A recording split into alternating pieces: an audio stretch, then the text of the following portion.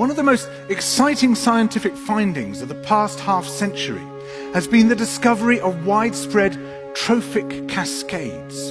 A trophic cascade is an ecological process which starts at the top of the food chain and tumbles all the way down to the bottom. And the classic example is what happened in the Yellowstone National Park in the United States when wolves were reintroduced in 1995. Now, we all know that wolves kill various species of animals, but perhaps we're slightly less aware that they give life to many others. Before the wolves turned up, they'd been absent for 70 years. That the numbers of deer, because there was nothing to hunt them, had built up and built up in the Yellowstone Park, and despite efforts by humans to control them, they'd managed to reduce much of the vegetation there to almost nothing. They'd just grazed it away. But as soon as the wolves arrived, even though they were few in number, they started to have the most remarkable effects. First, of course, they killed some of the deer, but that wasn't the major thing. Much more significantly, they radically changed the behavior of the deer. The deer started avoiding certain parts of the park, the places where they could be trapped most easily, particularly the valleys and the gorges. And immediately those places started to regenerate. In some areas, the height of the trees quintupled in just 6 years.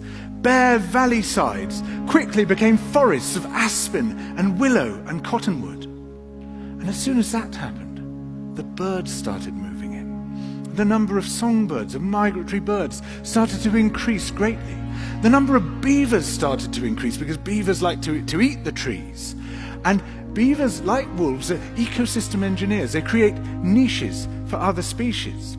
And the dams they built in the rivers provided habitats for otters and muskrats and ducks and fish and reptiles and amphibians.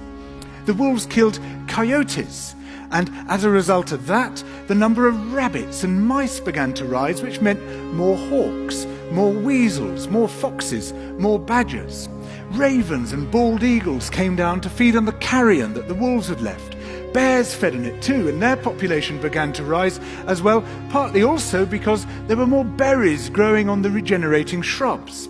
And the bears reinforced the impact of the wolves by killing some of the calves of the deer. But here's where it gets really interesting. The wolves changed the behavior of the rivers. They began to meander less. There was less erosion. The channels narrowed, more pools formed, more riffle sections, all of which were great for wildlife habitats. The rivers changed in response to the wolves. And the reason was that the regenerating forests stabilized the banks so that they collapsed less often, so that the rivers became more fixed in their course. Similarly, by driving the deer out of some places and the vegetation recovering on the valley sides, there was less soil erosion because the vegetation stabilized that as well. So the wolves, small in number, transformed not just the ecosystem of the Yellowstone National Park, this huge area of land, but also its physical geography.